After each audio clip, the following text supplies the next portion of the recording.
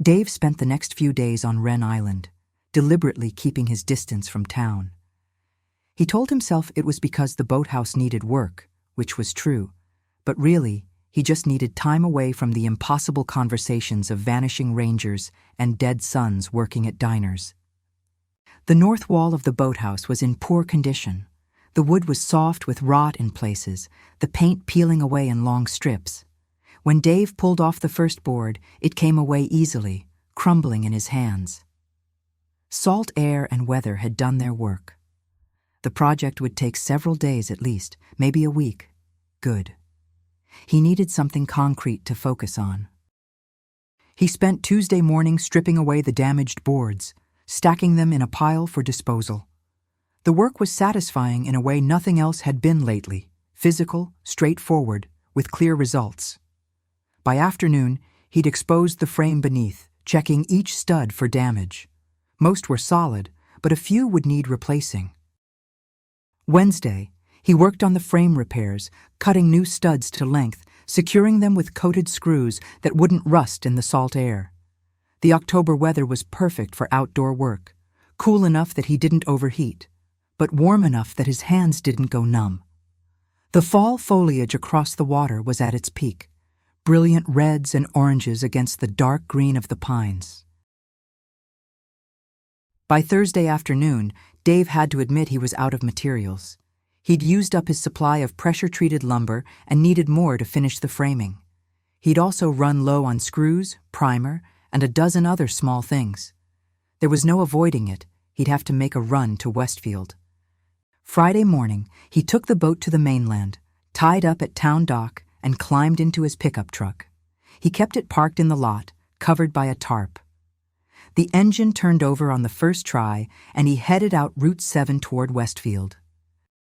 The drive was beautiful this time of year. The road wound through forests blazing with color, past old farms and stone walls that had marked property lines for centuries. Dave had the windows down, the cool air rushing in, and for a while he could almost forget about ghosts and impossible things. Westfield was bigger than Gull'sHaven, with all the usual amenities of a larger town. There was a hospital, a couple of chain restaurants, a movie theater, and most importantly for Dave's purposes, a lumber yard. He pulled into the parking lot of Hammond's Building Supply and spent the next hour selecting boards, loading them onto the truck bed, and picking up the various hardware and supplies he needed. He grabbed lunch at a diner that wasn't Marcy's, a perfectly normal place with perfectly normal staff who were definitely not dead. The burger was fine, the coffee was hot, and nobody mentioned ghosts. It was almost disappointing in its ordinariness. The drive back to Gull'sHaven was slower, with the loaded truck, and by the time Dave reached town, it was early afternoon. He pulled into the town dock parking lot and backed his truck up close to the water. Dave started loading the boat, and it quickly became apparent it was going to take more than one trip. Each board had to be carefully placed to keep the weight balanced. The pressure-treated lumber was especially heavy, and the plywood pieces awkward. He made the first trip out to Wren Island, unloaded at the dock there, stacked the boards near the boathouse, then headed back for another load. The afternoon sun was warm despite the October chill, and Dave found himself working up a sweat. What he expected would be an easy part of the day was turning out to be the hardest. His shoulders started to ache, and his back reminded him he wasn't as young as he used to be. 3 trips later, and he began seriously reconsidering his life choices. As he stacked the last of the lumber near the boathouse and looked at the sun getting lower in the sky, Dave realized the day had completely gotten away from him. It was late afternoon now, heading toward evening. He was tired, a bit sore, and hungry. Back at the cottage, he mentally inventoried what food he had. Not much. Some canned soup, maybe some crackers. He could make something, but the thought of standing at the stove, even for 10 minutes, felt exhausting. Dave looked back across the water, toward Gull'sHaven. The rusty anchor would be open. They had good food, cold beer, and he wouldn't have to cook it himself. Plus, it was Friday evening. The place would have some energy to it, some life. After days of solitude and an afternoon of manual labor, that sounded pretty good. He cleaned up a bit, changed his shirt, and took the motorboat back across the harbor one more time. The rusty anchor was more crowded than Dave had seen it. Not packed, but a healthy mix of locals and what looked like leaf-peeping tourists winding down their day. The interior was exactly what you'd expect from a former bait shop turned fisherman's bar. Dark wood paneling, authentic nautical decorations, fishing nets draped from the ceiling, and weather-beaten signs covering the walls. The main bar area had maybe a dozen stools, most of them occupied. Beyond lay a larger room for extra seating. Through the doorway, Dave could see a few tables crowded with people eating, drinking, and talking. Along one wall sat the old Shuffle Alley bowling game. Even when it wasn't being played, it would periodically flash its lights and play a little tune to remind people to give it a quarter. Behind the bar, a Celtics game was playing on a large flat-screen TV. Roy, the owner and bartender, was working the taps. He was maybe in his 50s, with the no-nonsense demeanor of someone who'd been running a bar for years. He looked up as Dave entered and gave a nod of recognition. Dave found an open stool near the middle of the bar and settled in. Roy appeared in front of him almost immediately, setting down a coaster. He greeted Dave as Island Man, with a slight smile, noting he didn't usually come in on weekends. Dave had heard the Island Man nickname a few times now, friendly teasing from the locals. He didn't mind it. It made him feel like he was fitting in, something he'd never felt back in Boston. Roy asked if he wanted the wings, and Dave confirmed. He asked about beer, and Dave told him whatever was good on tap would be fine. Roy poured him a local IPA, then turned and gave a simple nod toward the far end of the bar. On the stool nearest the kitchen door, a tall, thin man in a cowboy hat sat nursing a beer, completely silent. Dave had seen him before, Slim, the cook. At Roy's nod, Slim stood without a word and disappeared into the kitchen with easy, unhurried movements. He never spoke to anyone, and apparently everyone knew better than to bother him. Dave took a sip of his beer. It was good, hoppy, but not overwhelming, and he let himself relax for the first time in days. The bar had a comfortable energy to it. A woman in her 50s was working the floor. Linda, the waitress. She was dressed younger than her years, with tight jeans and a low-cut top, and she moved through the room with practiced efficiency, flirting mildly with the male customers. At one of the tables, a large man was talking loudly, his laughter booming through the space. Little Pete, Dave remembered. He was hard to miss, easily 6'4", and built like he'd been hauling lobster traps his whole life, but with a gentle manner that made him instantly likable. And there, moving between tables and the bar with an energy that seemed to brighten the whole room, was a woman Dave didn't recognize. She was maybe in her 20s, though it was hard to tell, with dark, short hair and an infectious laugh. She wore an odd combination of clothing, modern jeans, but with what looked like a vintage blouse, something from decades ago. She was telling a story to a table of tourists, gesturing wildly, and they were hanging on every word. Slim emerged from the kitchen carrying a basket of wings. He set it in front of Dave along with extra napkins and sauce, tipped his hat in a brief acknowledgement, and returned to his spot at the end of the bar without a word. The wings were perfect, crispy skin, generous coating of Old Bay, and steam rising from them. Dave picked one up and took a bite, definitely worth stopping for. Dave commented to Roy how busy the place was. Roy shrugged and said it was leaf season, noting how tourists came for the foliage, stayed for dinner, drank too much, and wondered why they didn't live here. Dave asked why they didn't. Roy replied flatly that winter existed, then moved down the bar to help another customer. Dave ate his wings and half-watched the basketball game. The Celtics were up by 12 in the third quarter. Around him, conversations flowed, tourists talking about the best viewing spots for fall colors, locals discussing boat maintenance and weather predictions. Normal bar talk. Then someone at one of the tables mentioned ghost tours, and Dave's attention sharpened. A tourist couple, probably in their 60s, were talking to little Pete.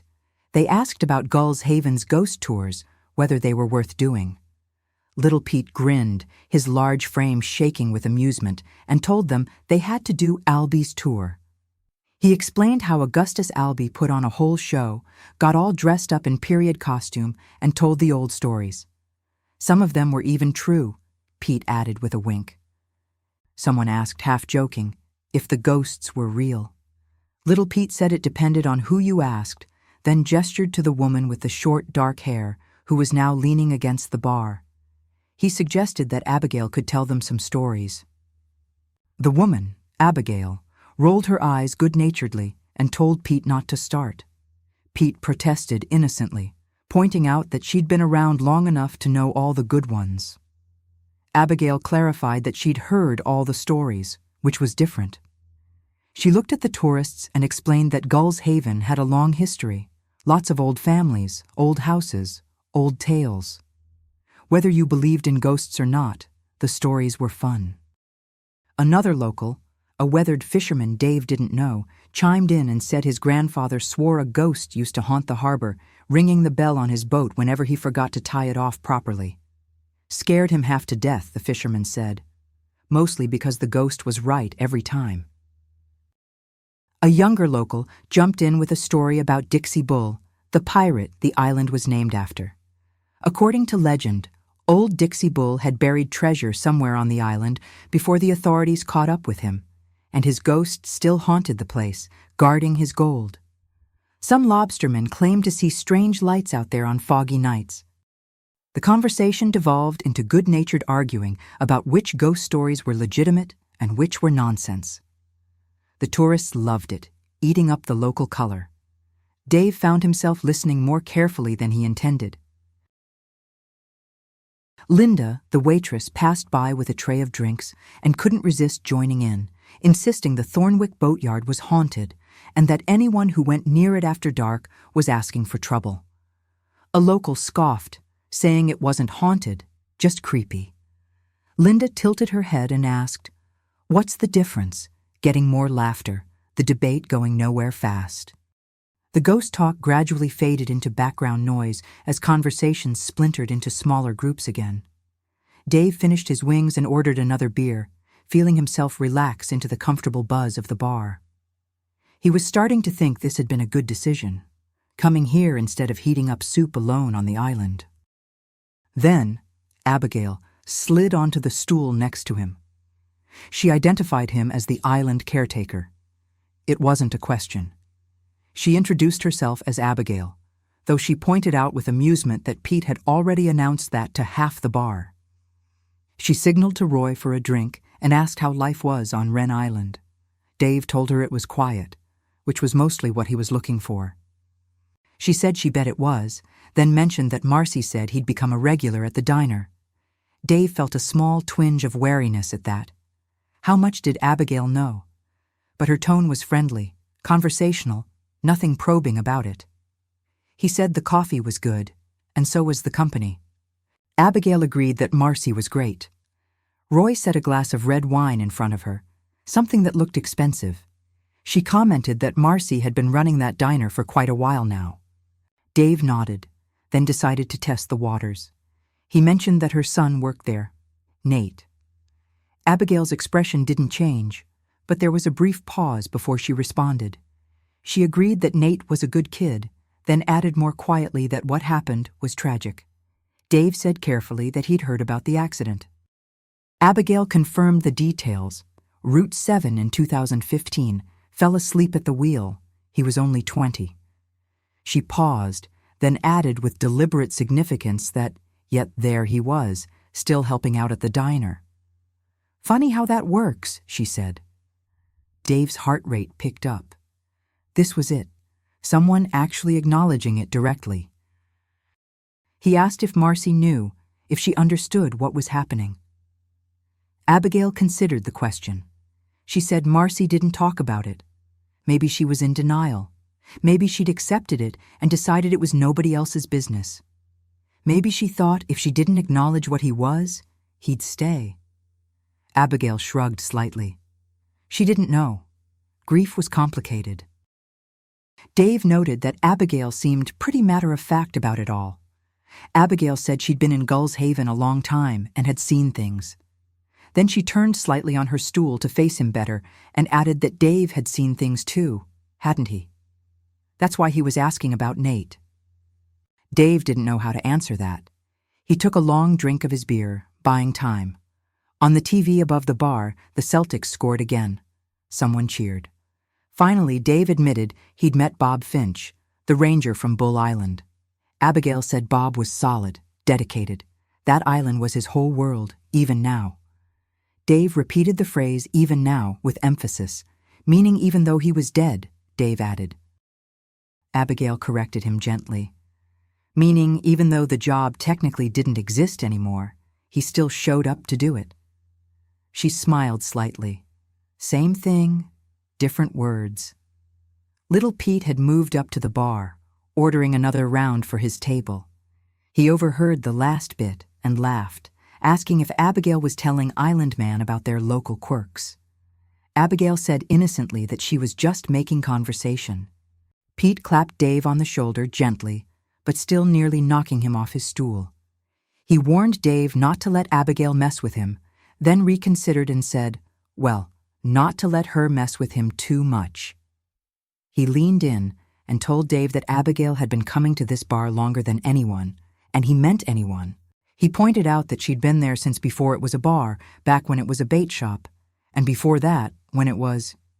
He asked Abigail what it had been. She said it was a storage shed for the old fishing cooperative. Pete asked what it was before that. Probably nothing, Abigail said. Just rocks and seagulls. Little Pete collected his drinks and headed back to his table, still chuckling.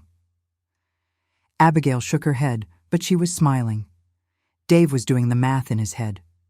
From what he had heard, the Rusty Anchor was a bait shop decades ago. Before that, a storage shed? Before that, how far back was Abigail talking?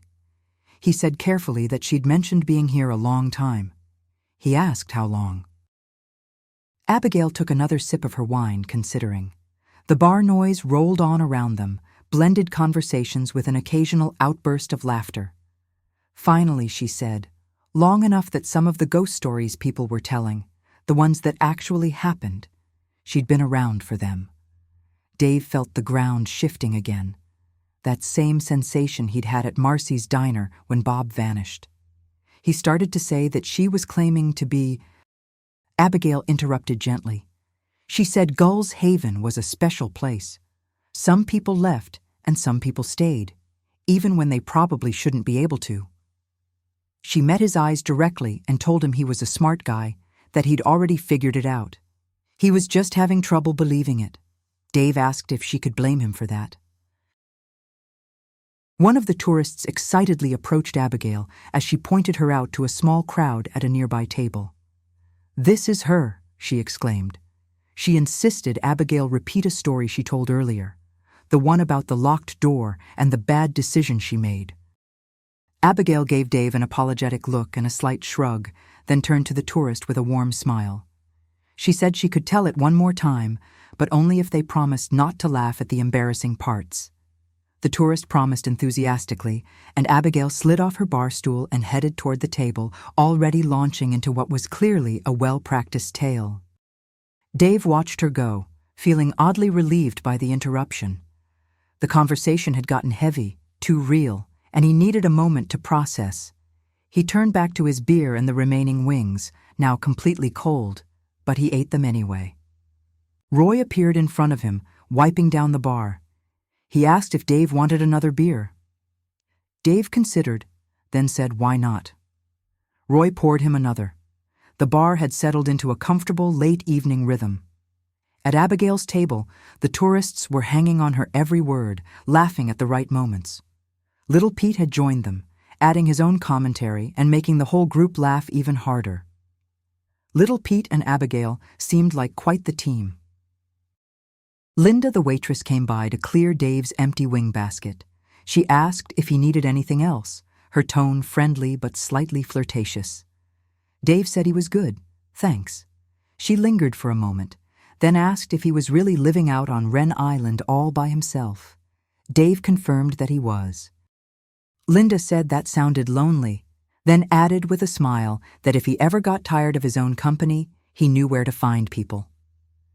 Dave thanked her, trying to be polite without encouraging anything. She seemed to take the hint and moved on, but not before giving him a look over her shoulder that lasted a split second longer than it should have. At his usual spot at the end of the bar, Slim sat motionless, his cowboy hat tipped low. Dave wondered about him, whether he was a ghost too, or just an exceptionally quiet person. There was something almost supernatural about how still he could sit, and how he seemed to blend into the background of the bar. The Shuffle Alley machine suddenly lit up and played its little tune, as if reminding everyone it was still there. A younger local, maybe in his 20s, got up from a table and fed it a quarter. The mechanical clunking sound started as the puck slid down the lane. Dave found the sound oddly soothing, a reminder of simpler times. Abigail's story had apparently reached its conclusion because the table erupted in laughter and applause. She stood and gave an exaggerated bow, clearly enjoying herself. Abigail caught Dave's eye across the room and gave him a knowing smile before heading to the bar to refresh her wine. She didn't return to sit next to Dave, though. Instead, she took her wine and joined Little Pete at another table where a few more locals had gathered. Dave could hear fragments of their conversation, talk about upcoming town events, someone's boat engine trouble, the usual small-town discussion. Abigail fit right in, laughing and contributing, just another regular at the bar. Dave drank his beer slowly, not really wanting to leave yet. The bar felt comfortable now, familiar in a way that surprised him. He'd only been in Gull'sHaven a short time, but this place, these people, were starting to feel like something he could belong to. Dave finally decided he should call it a night. He still had a dark boat ride in front of him. He polished off his beer and signaled to Roy for his tab. Roy rang him up, the amount reasonable. Dave paid cash, left a good tip, and pulled on his jacket. As he stood to leave, Little Pete called out a friendly goodbye from his table. A few others raised their hands or glasses in acknowledgement. Abigail caught his eye and gave him a small wave, but stayed where she was, deep in conversation with the people around her. Dave pushed open the door and stepped out into the October night. The temperature had dropped while he'd been inside. He could see his breath in the air. The parking lot was quiet, just a few cars and his truck. Dave took a few steps toward the dock, his hands in his pockets, his mind still churning through everything. Suddenly Abigail was there, standing right in front of him. He hadn't heard her come out, hadn't seen the door open. She was just there, as if she'd materialized out of the darkness. She asked if he was ready to understand what was really happening in Gull'sHaven. Dave looked at her, standing there in the dim light. He wasn't sure what she meant exactly, but figured he was as ready as he'd ever be.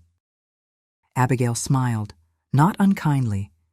She said the town was special, that some people stayed even after they should have moved on. Not haunting exactly, not trapped, just staying. She explained that Bob couldn't leave his island behind, how Nate couldn't leave his mother. As for herself, she barely remembered why she was still here anymore. It had been too long. Dave asked how long. She said a long time, longer than she could properly remember anymore. The details faded after so many years. But she'd been here since before Gull'sHaven had its name, back when there were just scattered settlements along the coast.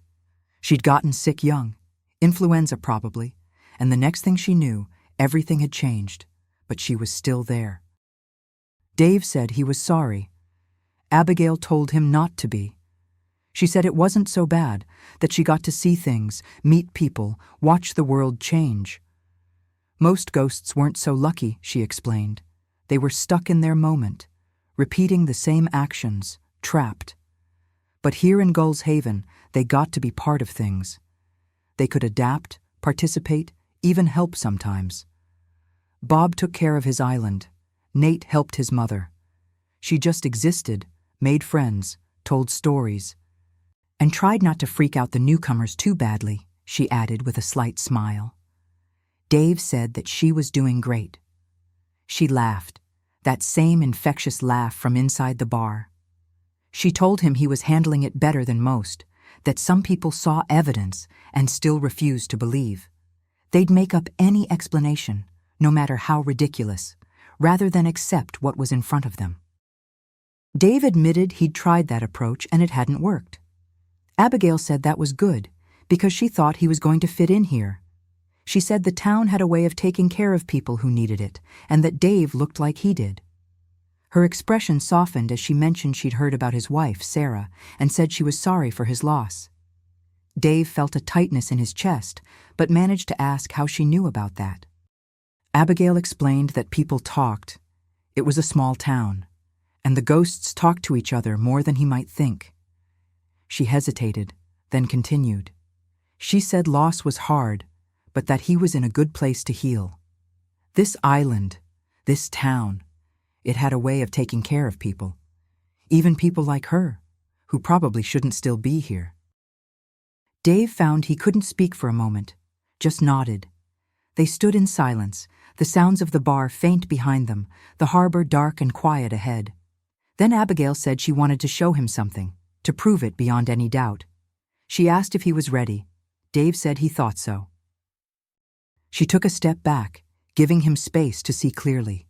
Then, as Dave watched, her clothing flickered. The jeans and vintage blouse she'd been wearing shifted, becoming a long skirt and a rougher hand-sewn shirt, something that looked colonial, maybe earlier. Her hair, which had been loose, was suddenly pulled back with a simple cord.